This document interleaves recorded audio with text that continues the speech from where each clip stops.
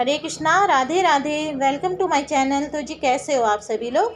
उम्मीद करती हूँ कि राधे कृष्ण जी की कृपा से आप सभी लोग अच्छे होंगे और स्वस्थ होंगे। तो जी आज की वीडियो में हम जानेंगे कृष्ण जन्माष्टमी की व्रत कथा। तो जी देश भर में बड़े धूमधाम से कृष्ण जन्मोत्सव मनाया जाता है। जन्माष्टमी के दिन कान्हा के भक्त कृष्ण जी की विधि विधान से पूजा करते हैं और जन्माष्टमी की कथा सुनते हैं। देश भर में कृष्ण जन्मोत्सव की तैयारी जोर शोर से होती है।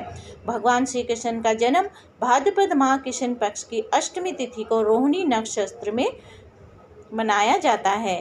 तो चलिए शुरू करते हैं हम भगवान श्री कृष्ण की जन्माष्टमी की व्रत कथा। जन्माष्टमी के दिन रात्रि में बड़े धूमधाम से भगवान कृष्ण को जन्मोत्सव मनाया जाता है। इस दौरान कान्हा के भक्त विधि विधान से पूजा करते हैं और व्रत रखते हैं। इसी के साथ ही जन्माष्टमी की कथा सुनने का बड़ा महत्व है। मान्यता है कि इससे जातक के जीवन के सभी दुख दूर होते हैं और जीवन में सुख समृद्धि और खुशहाली आती है। तो चलिए जानते हैं जन्माष्टमी पर श्री कृष्ण जी की जन्म कथा। पौराणिक कथा के अनुसार भाद्रपद माह कृष्ण पक्ष की अष्टमी तिथि को भगवान कृष्ण ने माता देवकी की 8वीं संतान के रूप में जन्म लिया था। कृष्ण जी का जन्म मथुरा में कंस के कारागार में हुआ था। माता देवकी राजा कंस की बहन थी।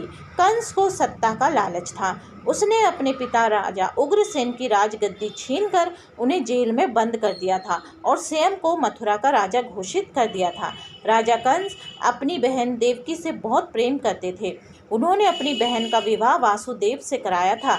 लेकिन जब माँ देवकी को विदा कर रहा था तभी एक आकाशवाणी हुई कि देवकी का 8वां पुत्र कंस की मौत का कारण बनेगा। ये सुनकर कंस डर गया। उसने तुरंत अपनी बहन और उनके पति वासुदेव को जेल में बंद कर दिया। उनके आसपास सैनिकों की कड़ी पहरेदारी लगा दी। कंस अपनी मौत के डर से देवकी और वासुदेव की 7 संतानों को मार चुका था। इसके बाद भाद्रपद माह कृष्ण पक्ष की अष्टमी तिथि को रोहिणी नक्षत्र अंधेरी रात में भगवान कृष्ण ने देवकी के 8वें संतान के रूप में जन्म लिया। श्री कृष्ण के जन्म लेते ही कोठरी प्रकाशमय हो गई। आकाशवाणी हुई कि विष्णु जी ने कृष्ण जी के अवतार में देवकी के कोख में जन्म लिया है। उन्हें गोकुल में बाबा नंद के पास छोड़ आए और उनके घर एक कन्या जन्मी है, उसे मथुरा लाकर कंस को सौंप दे। आकाशवाणी सुनते ही वासुदेव के हाथों की हथकड़ी खुल गई। सभी पहरेदार सोने लगे। वासुदेव ने एक टोकरी में बाल गोपाल को रखकर सिर पर रख लिया और गोकुल की ओर चल पड़े।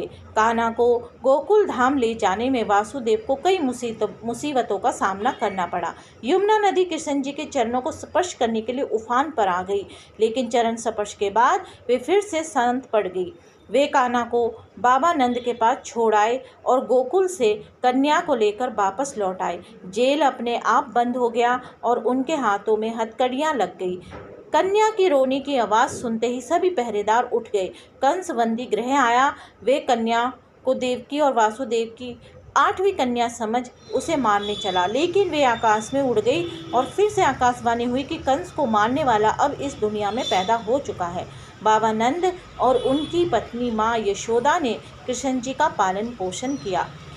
राजा कंस ने कृष्ण जी का पता लगाकर उन्हें मारने की खूब कोशिशें की, लेकिन कंस की सारी कोशिशें विफल हुई और भगवान कृष्ण जी को कोई मार नहीं सका। अंत में श्री कृष्ण ने कंस का वध किया। राजा उग्रसेन को फिर मथुरा की राजगद्दी सौंप दी गई। इस तरह से जन्माष्टमी की व्रत कथा पूरी हुई।